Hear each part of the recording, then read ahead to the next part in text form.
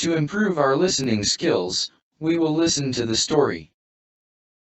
The Way to the Dairy.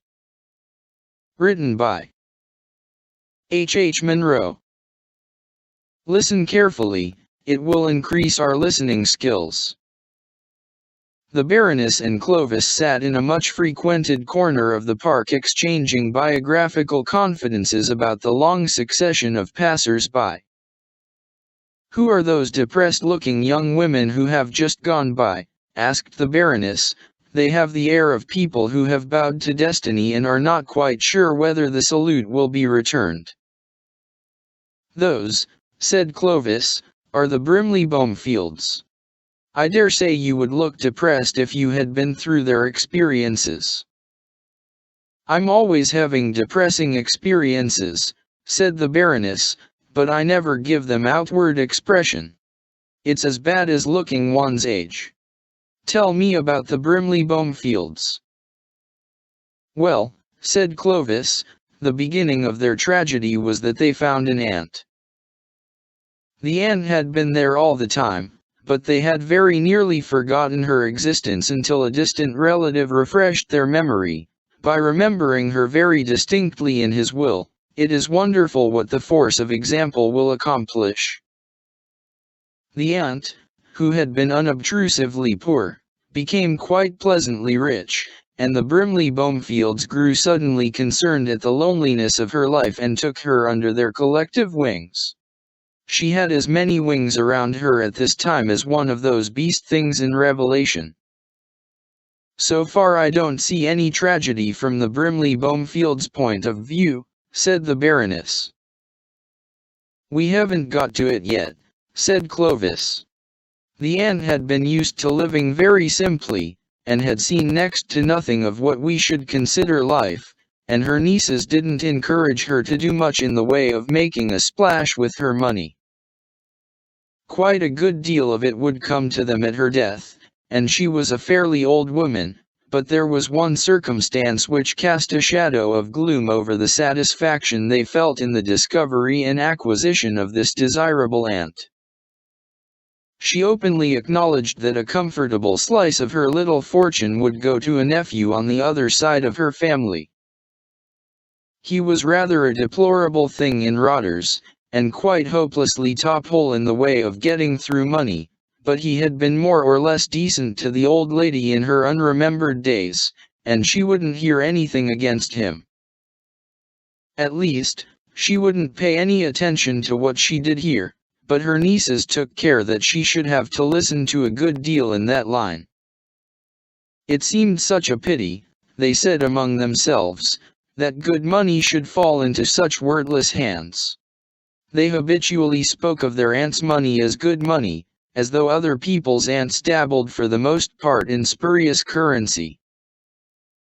Regularly after the Derby, St. Leger, and other notable racing events they indulged in audible speculations as to how much money Roger had squandered in unfortunate betting transactions. "His traveling expenses must come to a big sum," said the eldest Brimley Bomefield one day. "They say he attends every race meeting in England, besides others abroad. I shouldn't wonder if he went all the way to India to see the race for the Calcutta sweepstake that one hears so much about." "Travel enlarges the mind, my dear Christine," said her aunt. "Yes, dear aunt, travel undertaken in the right spirit," agreed Christine, "but travel pursued merely as a means towards gambling and extravagant living is more likely to contract the purse than to enlarge the mind. However, as long as Roger enjoys himself, I suppose he doesn't care how fast or unprofitably the money goes, or where he is to find more. It seems a pity, that's all." The aunt by that time had begun to talk of something else, and it was doubtful if Christine's moralizing had been even accorded a hearing. It was her remark, however, the aunt's remark, I mean, about travel enlarging the mind, that gave the youngest Brimley Bomefield her great idea for the showing up of Roger. If Aunt could only be taken somewhere to see him gambling and throwing away money, she said, It would open her eyes to his character more effectually than anything we can say. "My dear Veronique," said her sisters, "we can't go following him to race meetings." "Certainly not to race meetings," said Veronique, "but we might go to some place where one can look on at gambling without taking part in it." "Do you mean Monte Carlo?" they asked her, beginning to jump rather at the idea. "Monte Carlo is a long way off, and has a dreadful reputation," said Veronique. "I shouldn't like to tell our friends that we were going to Monte Carlo. But I believe Roger usually goes to Dieppe about this time of year, and some quite respectable English people go there, and the journey wouldn't be expensive. If Aunt could stand the Channel crossing, the change of scene might do her a lot of good." And that was how the fateful idea came to the Brimley Bomefields. From the very first set-off, disaster hung over the expedition, as they afterwards remembered. To begin with, all the Brimley Bomefields were extremely unwell during the crossing, while the aunt enjoyed the sea air and made friends with all manner of strange traveling companions. Then, although it was many years since she had been on the continent, she had served a very practical apprenticeship there as a paid companion, and her knowledge of colloquial French beat theirs to a standstill. It became increasingly difficult to keep under their collective wings a person who knew what she wanted and was able to ask for it and to see that she got it. Also, as far as Roger was concerned, they drew Dieppe blank. It turned out that he was staying at Pourville, a little watering place a mile or two further west. The Brimley Bomefields discovered that Dieppe was too crowded and frivolous, and persuaded the old lady to migrate to the comparative seclusion of Pourville. "You won't find it dull, you know," they assured her. "There is a little casino attached to the hotel, and you can watch the people dancing and throwing away their money at Petits Chevaux." It was just before Petits Chevaux had been supplanted by Boule. Roger was not staying in the same hotel, but they knew that the casino would be certain of his patronage on most afternoons and evenings. On the first evening of their visit they wandered into the casino after a fairly early dinner, and hovered near the tables. Bertie Van Ton was staying there at the time, and he described the whole incident to me. The Brimley Bomefields kept a furtive watch on the doors as though they were expecting someone to turn up, and the aunt got more and more amused and interested watching the little horses whirl round and round the board. "Do you know, poor little number 8 hasn't won for the last 32 times, she said to Christine. "I've been keeping count. I shall really have to put 5 francs on him to encourage him." "Come and watch the dancing, dear," said Christine nervously. It was scarcely a part of their strategy that Roger should come in and find the old lady backing her fancy at the Petits Chevaux table.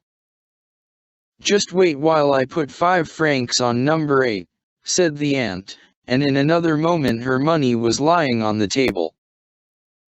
The horses commenced to move round.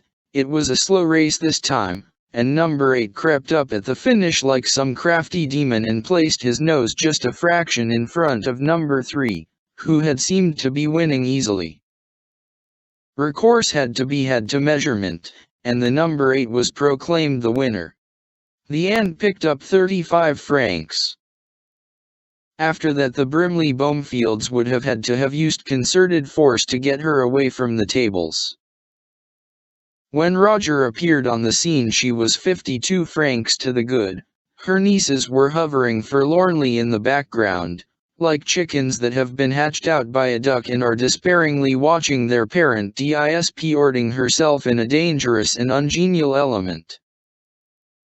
The supper party which Roger insisted on standing that night in honor of his aunt and the 3 Miss Brimley Bomefields was remarkable for the unrestrained gaiety of 2 of the participants and the funereal mirthlessness of the remaining guests.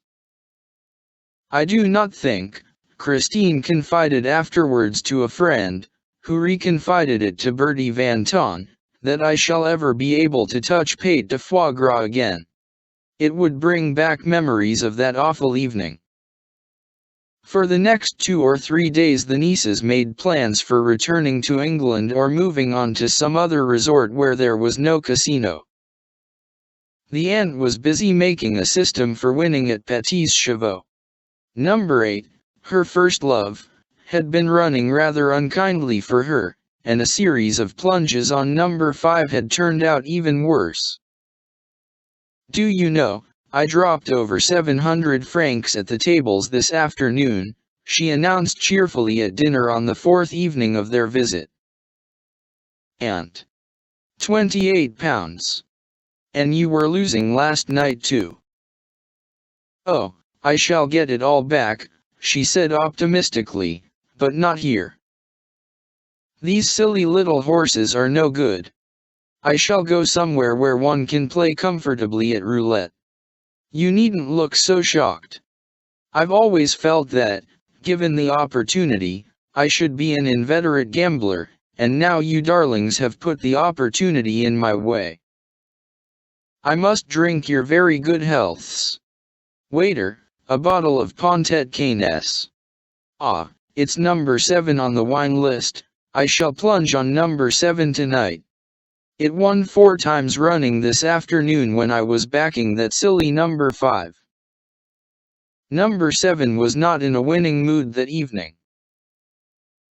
The Brimley Bomefields, tired of watching disaster from a distance, drew near to the table where their aunt was now an honored habituée, and gazed mournfully at the successive victories of 1 and 5 and 8 and 4, which swept good money out of the purse of 7's obstinate backer.